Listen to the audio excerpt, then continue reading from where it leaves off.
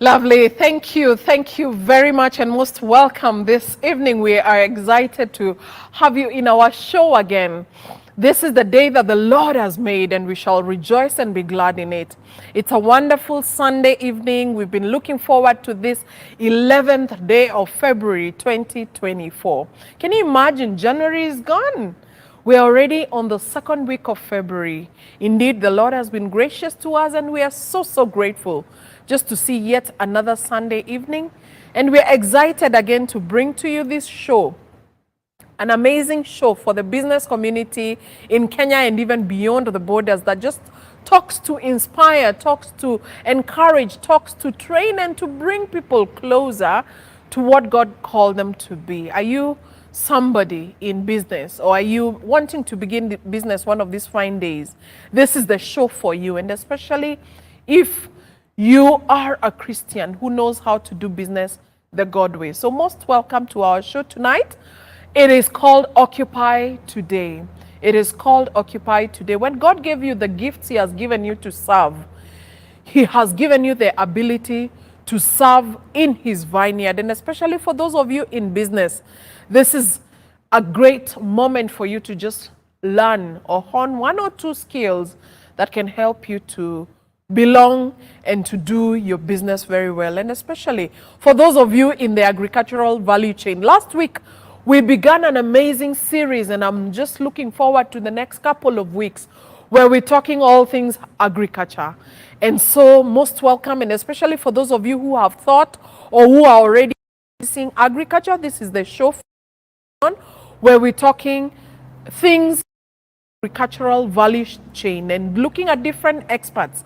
I am so excited to host different experts in the value chain of agriculture that will be talking to us. Last week we had somebody who's an expert in agriculture and spoke to us many things and was able to just tell us that it can be done. And so sit back, relax and enjoy. My name is Kajuju Gisharo and I'm excited tonight to host this show, Occupy Today, only on Hope TV Kenya. So most welcome.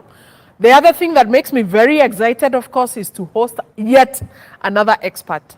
Somebody who is an expert of potato. My goodness. Ruth, a young lady. And of course, she'll be introducing herself in a very short while. We are talking things climate smart agriculture. Climate smart agriculture. Of course, she'll be telling us what this is all about. And so most welcome. Please grab a glass of water, sit back, relax, and enjoy. Engage us with your comments and your questions. We're looking forward to much interaction. So most welcome, Ruth. I want to welcome you to introduce yourself, to tell us where you've been, what you're doing. And yes, climate smart agriculture, and especially potato value chain, an expert. My goodness, karibu sana. Yeah. Asante, Sarah, thank you so much. Thanks for having me. My name is Ruth Njeri Kabiru. I'm a financial analyst by profession. That is what I studied in school, but I'm a farmer by passion. You know, you always say what gives you money. Yes. Right? Yeah, so I'm so excited that our audience will get to learn what is climate smart agriculture, and more so we might focus on potato value chain a bit. But now climate smart agriculture cuts across all value chains. So yeah, sit back guys and relax. Yeah. Ruth, the things that makes me very curious, you know, the young people do not want to get into the business of, yeah, they'd rather do other work. Like I see a lot doing online marketing and other people in offices doing accounts and such like things. And I'm intrigued to know that there is a person somewhere like yourself who's farming and who's an expert in potato farming, what you're doing with potatoes. And I'm interested to know how come, why you're only in your very early 20s, if I guess, and you're already doing farming. Why farming? Wow, what a nice question. Why farming? I already said I studied finance back in campus. It's not like I did hate finance after campus, but when I went for my internship, I went for my internship in an agricultural organization. So it is during that period that I actually understood the dynamics in agriculture and how farmers are getting paid, because we could sign big checks to farmers who haven't even done their Form 4. And then I got really interested. And then I've been always that person who is intrigued by what is happening at the field rather than the office. So it didn't take me long to learn the strips and actually get interested and fit in and adapt and get started. Wow. Yeah, so Wow. I know agriculture looks dirty, but unfortunately that is a mindset. That's a mindset, because do I look... Totally. Look very smart. Yeah, thank you. So there is no dirty money and clean money. Yes. Money is money. I know. And in agriculture, we say we are creating wealth out of the soil. I know. And when you get started, it is a very satisfying journey. There's no looking back. Going forward, I don't think I'm looking forward to go back to finance. This is it for me. Yeah. And I'm also looking forward to impact a lot of young people going forward, so that they can see what is it in agriculture. After all, we need energetic people in the farm, because what is happening is that we've left our grandfathers and our grandmothers at the farm, and they can't adapt as fast as we can, and especially with the new technologies. I see. Yeah. Wow, wow, wow. Amazing, and really, really interesting to know that you have developed a passion for agriculture from finance, but I'm sure you're using the skills that you have honed in finance for your agribusiness, right? Yeah. Yeah. The thing is, most of the farmers in Africa, and let me say generally, our parents, because most, agriculture is the backbone of Africa. Yes. Actually, not only Kenya. But what makes the youth hate agriculture is how we saw our parents doing that. I know. Because if you don't take agriculture as a business, then it becomes a hobby, and you end up, you see? So we grew up, like for me, I remember my grandmother telling me, study really hard so that you don't... Yeah, so that... Yeah, the other day I was having a mentorship program with some high school students, and then I mentioned that I'm a farmer, because it's nothing to hide, it's what that is paying you, And then they were like, no, but farmers look dirty, they're desperate, they don't have money. So it's a mindset.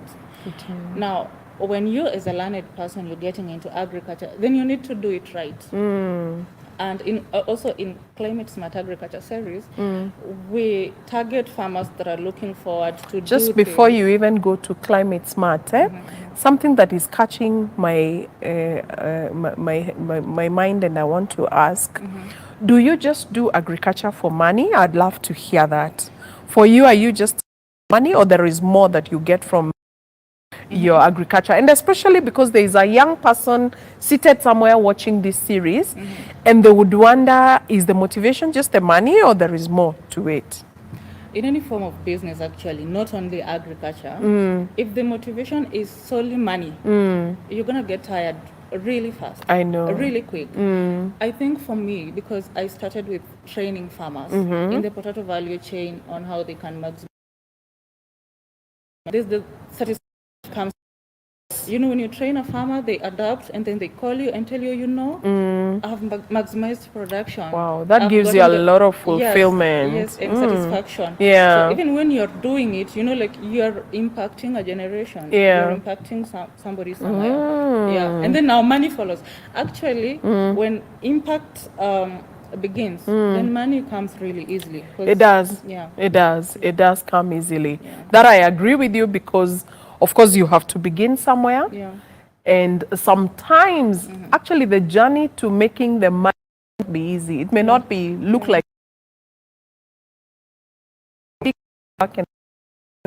and they are glad that you walked with them. Yeah. I think that gives a lot of fulfillment, and you keep on wanting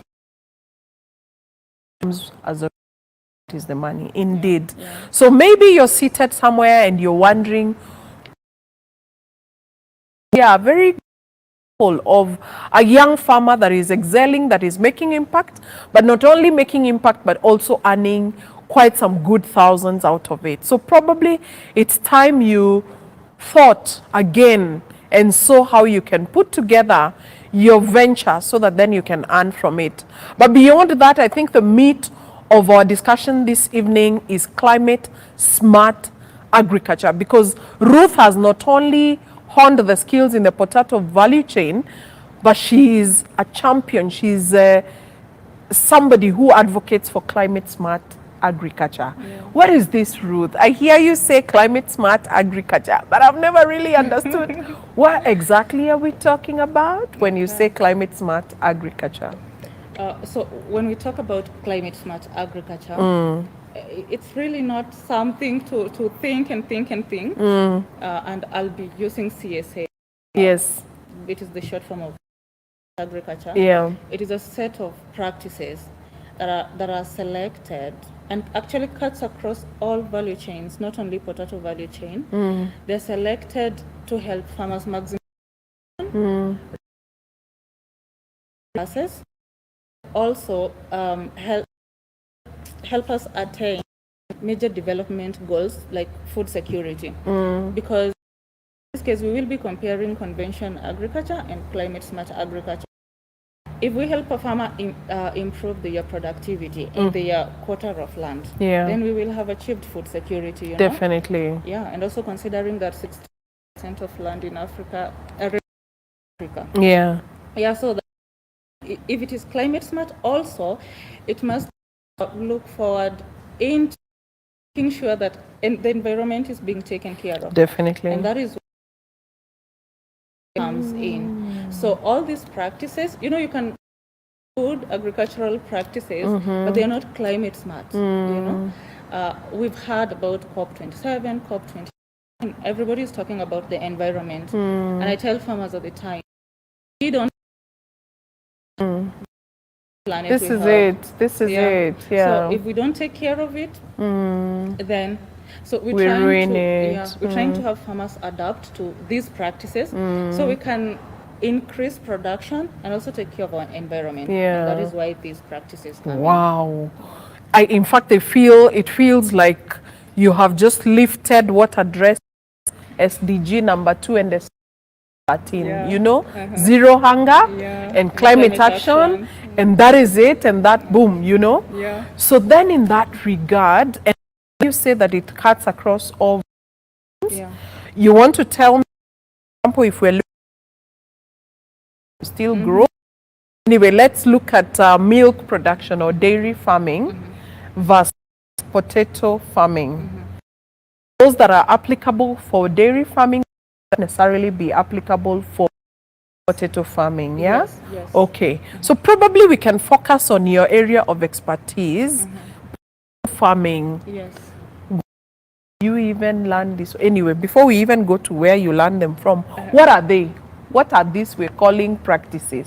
I see, climate smart practices is a set of it is a set of selected practices in the agriculture value chain. Yeah. And for instance, I would say in potatoes, we have those practices that actually cut across all value chains. Yes. Let's say like adoption of certified seeds.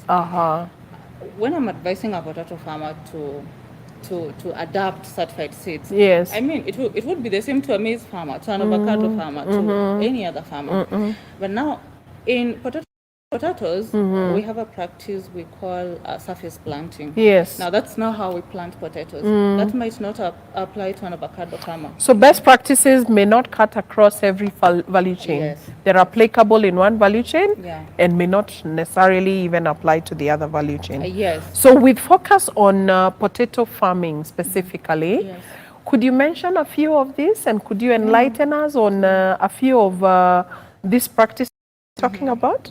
Kindly. Now that sounds like a curriculum in potato value chain. Yeah. We can start. We have several. For instance, let's start with land preparation, for instance. Yeah. We encourage farmers to do something we call minimum or zero tillage. So we discourage, I know conventional agriculture, for instance, farmers normally use the disc plow. And you see now with the disc plow, I'm sorry guys if this sounds so technical, I'm especially for going the to ask baby what is people. disc, what is, you know? Yeah, Yeah. for the disc plow, it's just the way it does a lot of soil disturbance. And you see now when soil disturbance happens, you release what we call CH4 into the air, a lot of it. What is The methane CH4? gas. Okay, the Yeah. methane gas. It is one of the greenhouse gases. Okay. Now, according to your geography, or I don't know whether it's science, now the greenhouse gases interfere with the ozone layer. Yes. And that's why you see now the globe is Global overheating. warming, yes. Yeah, so that is one of the, repercussions. Now, that is just one example, you see. So when we tell farmers to do minimum tillage, now we have, we now encourage farmers to use a machine called chisel.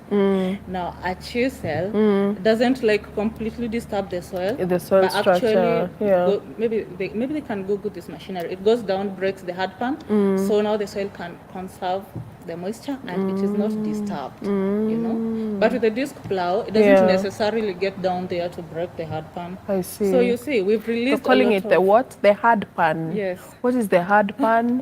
Is it a layer of soil somewhere? Yes, Okay, but all right. That's too hard down there. So when it rains, you find that instead of the soil conserving water, Yeah. the water just flows now, like, and evaporates and Yeah. gets lost. Yeah. But you would prefer your soil when it can conserve water. So that now Definitely. during the dry season, Yes. still your crop can Grow because it's Yes. moist. Yeah. Ah. Exactly. So that is one of the examples. Practicing minimum or zero tillage. Either disturb the soil a bit, that is what we call minimum. Zero tillage is completely don't disturb the soil. Yeah. If there's a way you can do to Yeah. avoid soil disturbance. Yeah. And there are others. Many. There are many others. Yeah. And you said it's a whole curriculum. Yes. So let's not even go into that so much. But then again, let me ask, do farmers know these things? And I'm thinking about my mother in the village who farms potatoes as well. I've never heard her saying climate smart agriculture. Do they know these things? And if so, where do they get to know these things from? Okay. Unfortunately, I would say not a lot of farmers know this. And because for me, as rural, I've been working with farmers in Nakuru County, and were it not that there was a project that came to train farmers in Nakuru County, you see, again, they wouldn't have adapted to that, So maybe then they had the advantage to be onboarded in that project. And what about farmers in other areas? But I feel the young people, for instance, they have the advantage of accessing this information online. I mean, because we have a lot of resources than now the older generation, because it is just a matter of getting online, or it is very easy for me at my age to access the right information than my mother would. You understand?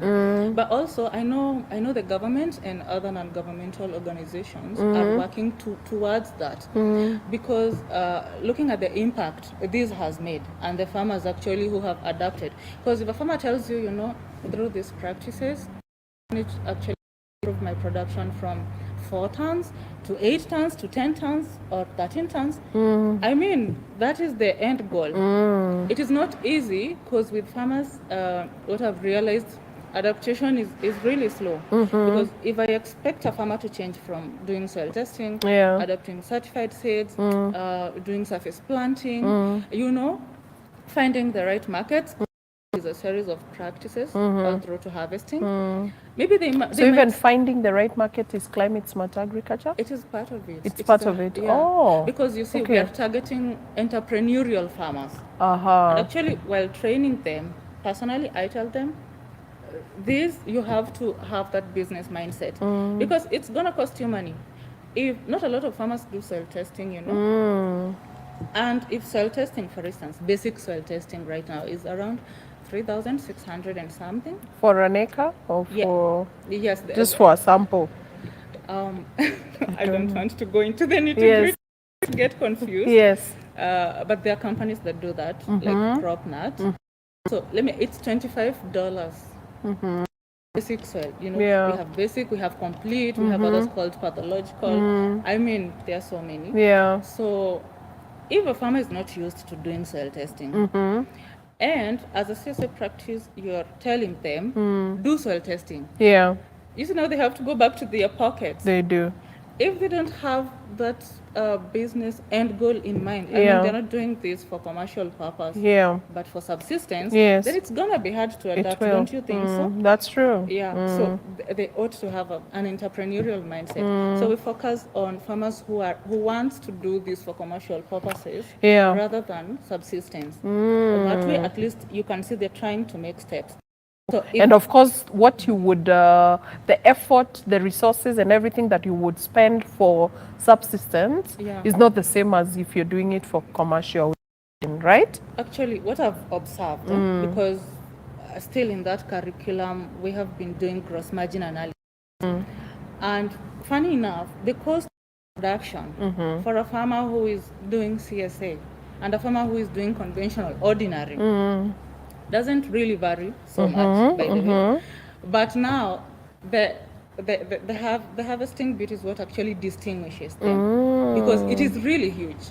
Oh. Now you have to ask them, you know, why don't you just get into your pocket and get this cash that you feel so, you know, and then during harvesting we can see the results. So you help them do the maths. And by the way, farmers will tell you, you know, we don't like doing the maths, Yeah. because they can see the losses, and now Yeah. they get discouraged. I know. And maybe that is the only source of income. That stops me a little from asking, and I don't want us to go into this. I think I can ask it at a later time. Of course, the difference between conventional agriculture and climate smart agriculture. But just hold on to that. I want to find out with this farmer who's doing,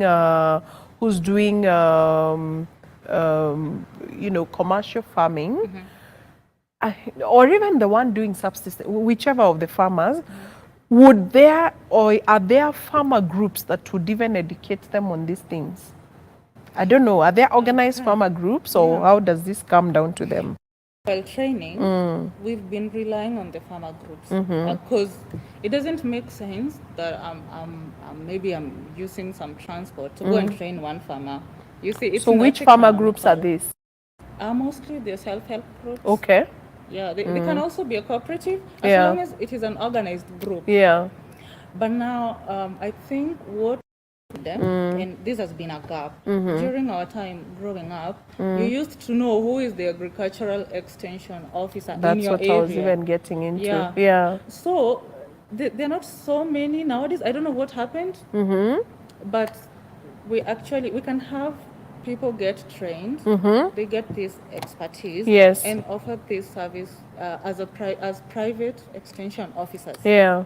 Yeah. I think that we can get the right information to farmers. Yes. Because I'm imagining back to the scenario of my mother or an auntie in the village, Yeah. doing it on their own may be very cumbersome. Yes. But when you bring them together as a farmer group, and you train them and you're able to tell them this is what it means to do climate smart agriculture versus this other one, it makes their work easier because they're able to learn from one another. That Yes, peer working yes, together yes. helps the whole process, doesn't it?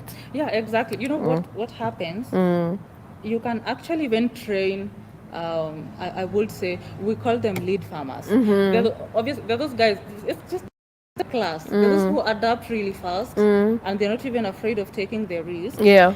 And then when they practice this, farmers around them can see the results, and then they start adapting slowly. And it doesn't matter whether they're starting with one practice and then another one, just like that. Yeah. As long as there's some small change. Yes, Yes. definitely. The early adapters make it Yeah. Yes, easier for others to also learn from them and make it to be able to replicate it among others. Yes. Isn't it great? Lovely.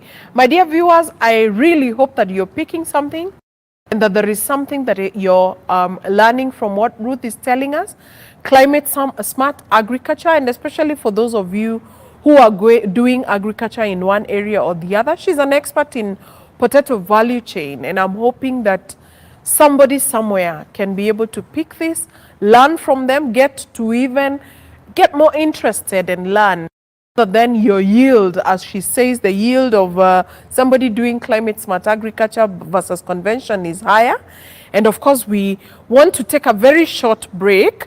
And after coming back, probably we can learn what is the difference, what is the main difference, so that even as you get into getting more interested in climate smart agriculture, you're doing it knowing what it means to do climate smart agriculture versus the conventional way that many people are used to.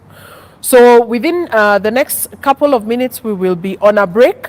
And once we come back, we can continue to discuss the difference between climate smart agriculture and the conventional way of doing agriculture. So grab your glass of water as you're on that break, sit back, relax, enjoy, and bring on your questions and your comments. We are waiting, and we hope that we can be able to interact with you some more. So we take a break, and we'll be back shortly. Thank you.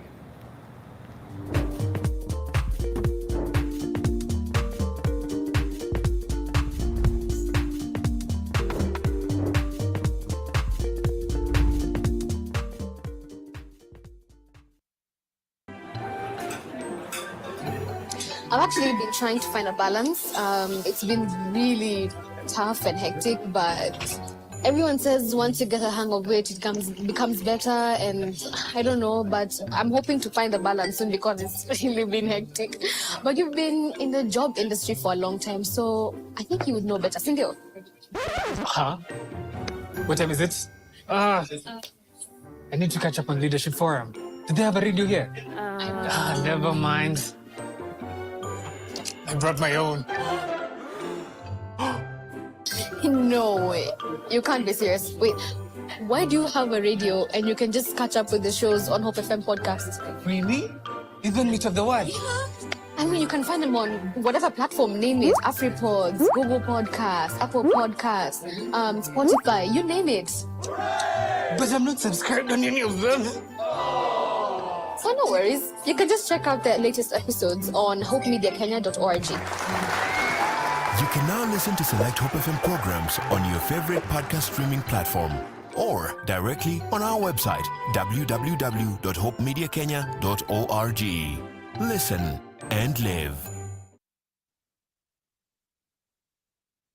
It's finally here. The breakfast show that will kickstart your morning with a message of hope, coupled up with wholesome music, and of course, captivating conversations that matter to you. We shall touch on topics on law, relationships, the Christian walk, and in addition, we will also be keeping you up to date with news and all the trending topics. Join me, Beatrice Watare, and me, George Gishuru, every Monday to Friday from 7 a.m. to 9 a.m. on Hope at Dawn. Only on Hope TV, where you look and live.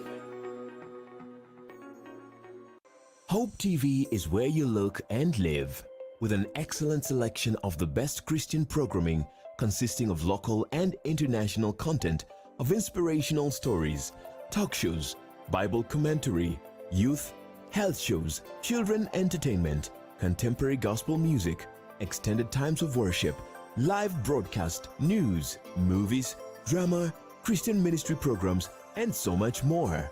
Hope TV is another quality service from Christ is the Answer Ministries, with over 45% of authentic and credible local content every week. Hope TV is a sister station to Hope FM, Kenya's leading Christian radio station, with footprints across the country. Tune in to Hope TV, where you look and live.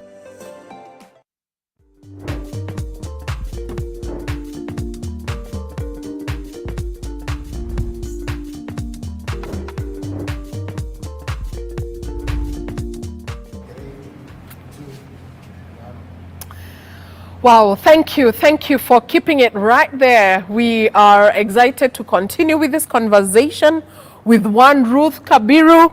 Ruth, you have Mafans. You know Mafans, there are people cheering you on. There's Gladys Mwei, there is Mary Wamoyo, there is Esther Morethi, there is Pakitek Events, Tours and Travels, there is Sherry Stacy, and there is Mary Wamoyo, and also Dion.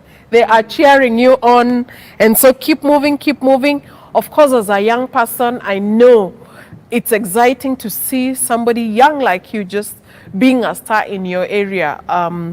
And it's because I think it's an area that is not hasn't been very well taken up by the young people, but they're coming up now. And of course, you'll be telling us something about that, because I know there's a young person somewhere who would like to learn from you, having been able to overcome the challenges that are associated with agribusiness and being able to really stand out in your area. So thank you, thank you. Of course, we were to discuss the differences between conventional and climate smart agriculture way of doing things, and probably you can delve deeper in this one. Okay. There are quite a number of these differences between climate smart agriculture and conventional agriculture. And one of those is actually reduction of greenhouse gases. That is why we're saying climate smart. And I think I explained this while I talked about minimum and zero tillage. Because if you look at the traditional way, for those who do potato farming, they know how they do it. You till land, and then you go back there again. I don't know, you do furrows, and then you're molding again. It is so different from the way we do it in climate smart. Because ideally, while you do surface planting, there's no furrowing, and the molding is once. So you're reducing the soil disturbance. So this way, you're also reducing the emission of greenhouse gases. You understand? So obviously, this needs either you to teach farmers theoretically and actually do a demo with them, because farmers learn practically. Yes. You know? Yes. Another thing is in climate smart, we discourage overuse of chemicals heavily. You see? We want to, because while right now farmers, they just want to get with pesticides at the farm and spray. I can give an example, for instance.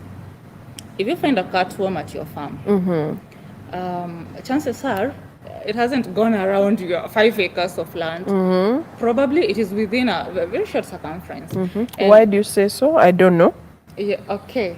You see, for a cutworm, I don't know how to describe a cutworm, but even how it moves, it might actually not, it cannot have moved a whole acre of land. Of course, it will just be acting on the crops around here. Around it, okay.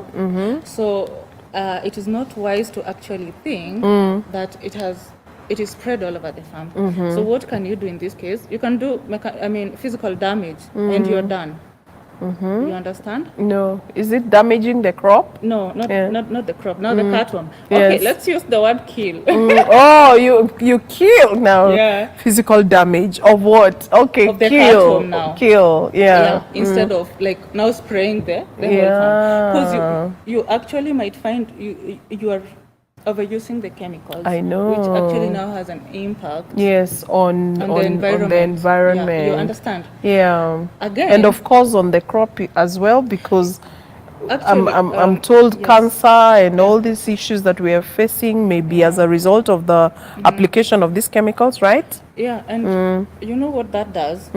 Farmers don't follow instructions on those pesticides, because you might be told, stop the application of these pesticides 3 weeks to harvesting or 4 weeks to harvesting, and even the final week of harvesting, they're still applying the same pesticides. I know what you're saying. And then now the crop has pesticide residues. Yeah. And then we are eating the same crop. You understand? Yeah. So I think maybe that one also they need to be, and that, I think if we train private extension officers, they could handle that. We've tried, by the way, though they haven't picked up per se, but I believe we are in the right course. Yeah. So that is it, overuse of chemicals. And in climate smart, we advise farmers to use manure. Of course, tested manure. I said there are companies dealing with this, and I give an example of CropNut. You will find them in the soil recommendations saying, if you use 4 tons of manure in an acre of land, then you don't need to use fertilizers. I mean, fertilizers are chemicals. And manure, you mean organic manure? Yes. Okay. Yes. So that is it. If consistently farmers use manure, then they can reduce on chemical fertilizers. You see? Yeah. So you can compare now the conventional and the climate smart way. Obviously, it is not easy to adapt because also getting 4 tons of organic manure again. But you see, they can try slowly. Slowly like that. And then they adapt. So it is actually these nitty-gritties that we're talking about. It is nothing big scientific. Oh, you know? yeah, it sounded quite heavy. Yeah. So then, and in terms of beyond just the chemicals and the way you do it in terms of, you're calling it surface farming? Surface planting. Surface planting? Yeah, in terms of the technology and in terms of how you do it. Beyond that now, on the potato value chain, where else do you find climate smart practices? For example, in marketing, are they there, or in beyond just the actual planting? Okay. Yeah. Now, while training farmers in this curriculum, we tell them, no, normally farmers plant and then they leave everything to chance, to brokers, let me say that. And it's not like brokers are bad, I actually appreciate them. For the longest time, they've helped farmers get the products to the market. To the market, Just that, I would say, it is not the best model, So we tell farmers, before planting, do you have market can we start from the market coming backwards now? You get the market and then you come and do it. So now you're not leaving everything to chance. Yeah. And we've actually tried to introduce contract farming to farmers so that by the time they're planting, they know they where already the market have. is. I know you watched the KFC saga and such, but now you find, for instance, if I have an off-taker. Who's an off-taker? Okay, somebody who is going to buy my product. Okay. These terms, Ruth, off-taker, yes. Yeah, so let me say now I have an off-taker who actually wants me to do 40 acres of potatoes. Obviously, number one, they would want me to meet quality. Because why do you think KFC chose to get to offtake from some other countries and not here? It's because of quality. Yeah, because they're also in business. Yeah. And for you to meet quality, for instance, in potatoes, means you also need to use certified seeds. Definitely. So you say it actually brings you back now. It brings you back processes. to the process. Yeah. Wow. So if farmers can agree to these processes, then we can even be able to lobby for markets. Definitely. And for you to eliminate brokers, then you have to be organized. And this is another problem we have with Kenyan farmers. And I'm actually happy that the government is trying to bring them together in cooperatives because that gives them a bargaining power. Yes. And it's easier to get that big deal collectively. Definitely. Yeah, because if you tell me to do 40 acres of Uya potatoes, maybe alone, it might be hard for me because obviously it's you may not even intensive. have may not even have the 40 acres. Yeah, exactly. So it is easier to have this collective bargaining as a group. But now what farmers do, and I'm sorry to say, they are not as together as brokers are. I will tell you for sure. Oh yeah. Brokers are like this. But farmers, everybody wants to do their own small thing. So even if you want to help them, it becomes very difficult. Yeah. So that is it. We encourage farmers to start from the market, coming backwards. Wow.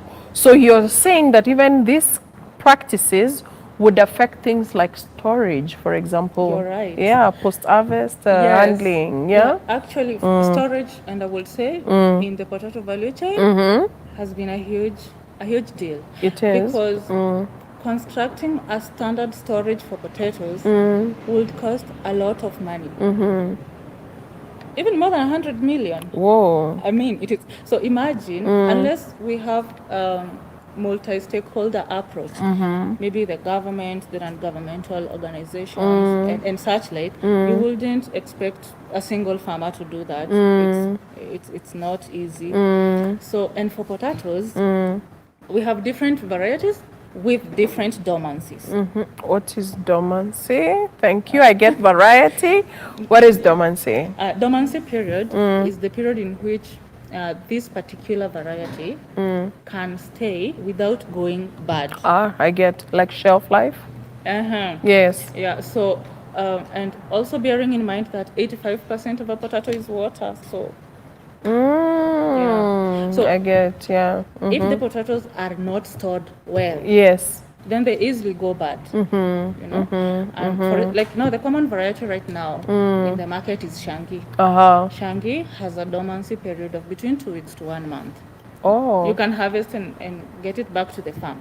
But now we have other varieties that have a longer dormancy period. Yes. Like 2 to 3 months. Yeah. So it depends on what this is. Yes. For, you know, like the variety you're doing, what is the purpose? You know? And of course, different varieties do different things, right? Yeah. There's some that would be good for French fries, others are good for other things, right? Yes, exactly. Obviously, for those that are good, we call them processing varieties. Okay. An example is Makis. I know a lot of people are used to Shangi, so we have many other varieties. Yeah. For instance, like the Makis variety is very good for processing because of its high dry matter content. Yeah. And also, its dormancy period again is long. So what this happens, farmers might not prefer Makis because they don't have stores. Yeah. To store these. In as much as it has a longer dormancy period, then the storage bit comes in. Yeah.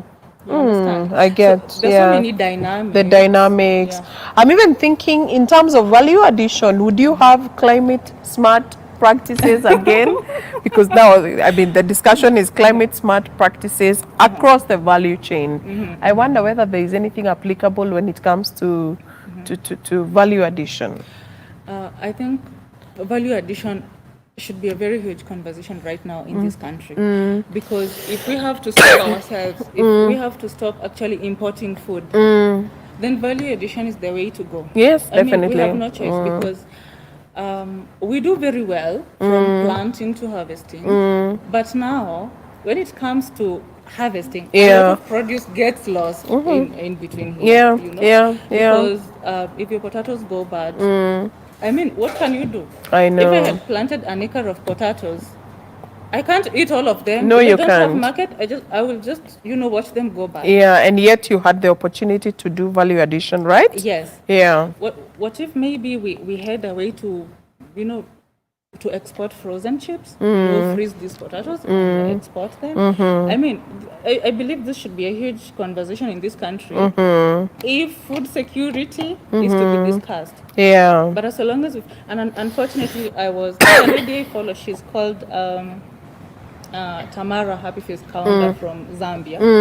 I was reading her post today on Facebook, when she was saying there's a meeting she went in Turkey just recently, and she said the Turkey business community told them, Africa, we export value, but we import poverty. Oh my. Can you imagine I mean, that? you know? Yeah, because these guys are so huge in value addition. So, and that's where we are being beaten really hard, right? Yes, exactly. So then how do you help farmers? Because now this, we're bringing it down to the farmer level.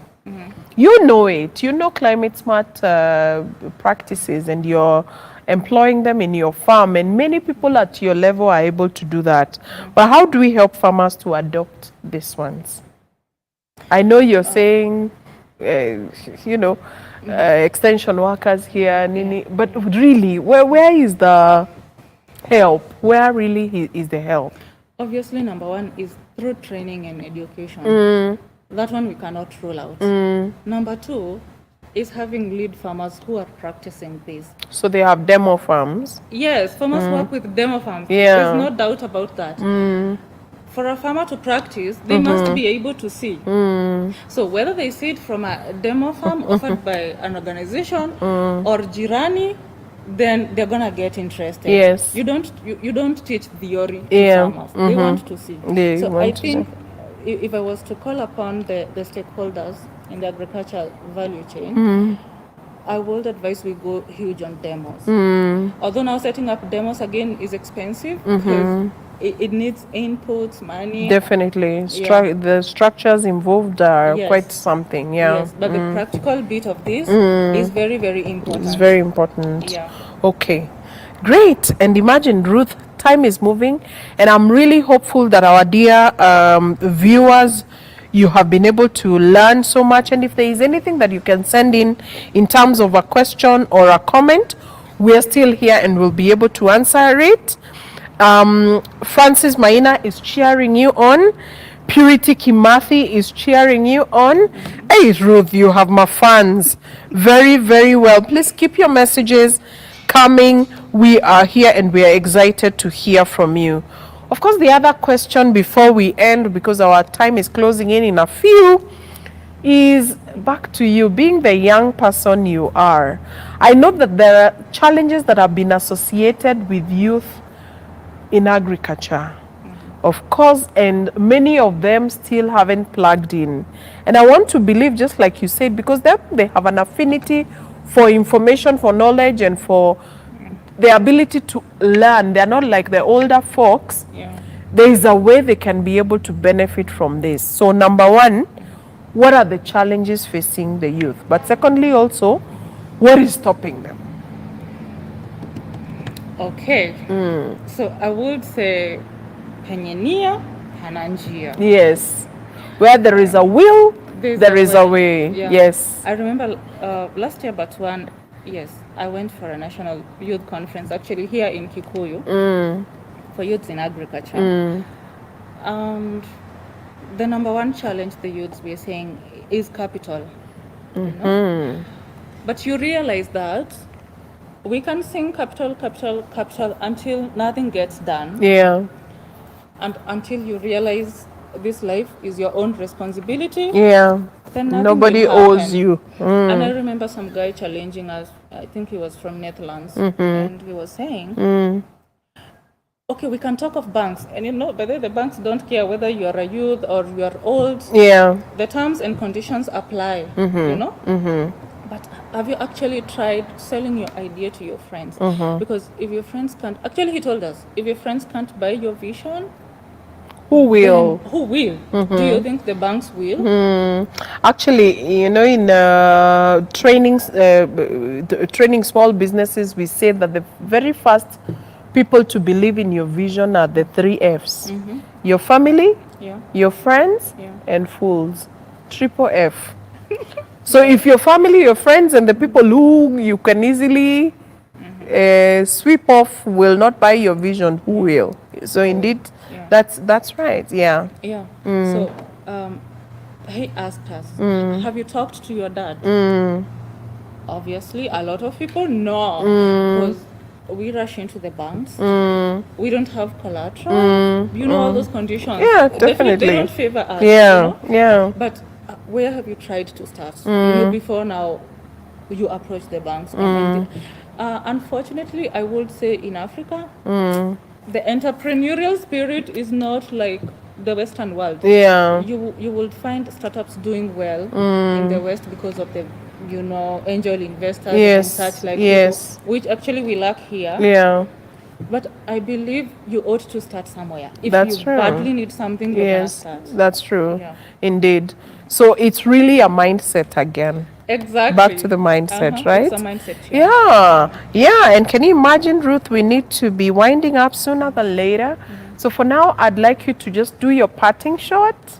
I don't know whether you want to speak to a young person out there because you're one of them. I don't know whether you want to speak to a farmer out there, whoever you want to talk to. You can do your parting shot so that then we draw to the end of this. Okay, so guys, I think to me this discussion has been impactful to me, and I hope it has been to you. And I want to believe that anything is doable as long as you set your mind to it. And I would want to encourage the young people who've been actually wanting to venture into farming to just start. I mean, just start. You do what you're gonna do and start. But as long as you postpone, then you're not gonna start. Yeah, so farming is doable, and money that comes from the farm is so sweet. I mean, let's create wealth out of the soil. So, yeah, thank you so much, guys, for watching. Thank you for the farms. Yeah. I love you all. Wow, the money that comes from the farm is so sweet. Yes. Eish. Ruth, now that one just captures you captures me to just get in there and get our hands started doing it, but also not just, anyhowly, but applying climate smart agriculture practices that would enable us to get a bigger yield. If I heard you right, the yield will be many times better than the conventional way of doing things. So what an evening, what a joy to just have had you, Ruth. We are so grateful that you found time to be with us. And to the young persons out there, Ruth is doing it big time.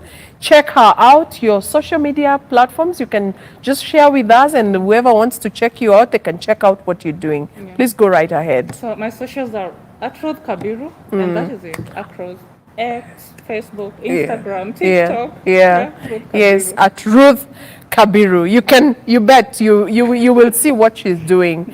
And I'm sure you will learn, and you will awaken your spirit to do greater things, because there are young people doing it. What would stop you from doing it? And of course, you can get in touch with her just in case you need help. Help is available, because she's an expert in the potato value chain, just like you have heard from her. So with that, dear viewers, we come to the end of our show tonight. Thank you for being there. Thank you for making time to enjoy and bring on your comments and just sit there and enjoy our show. We are so grateful. We are hopeful that you're impacted, and we are hopeful that you have taken something valuable out of this. So for now, looking forward to next week, same time, same place. For now, it is Kwaheri. Thank you very much.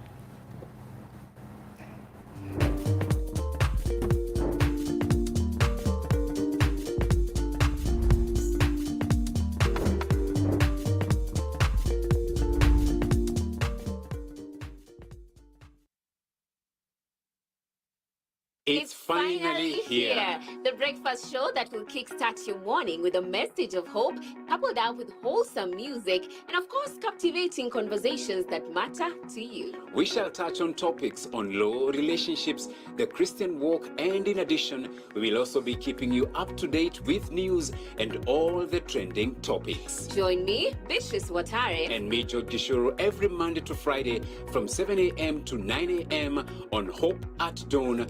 only on Hope TV, where you look And live.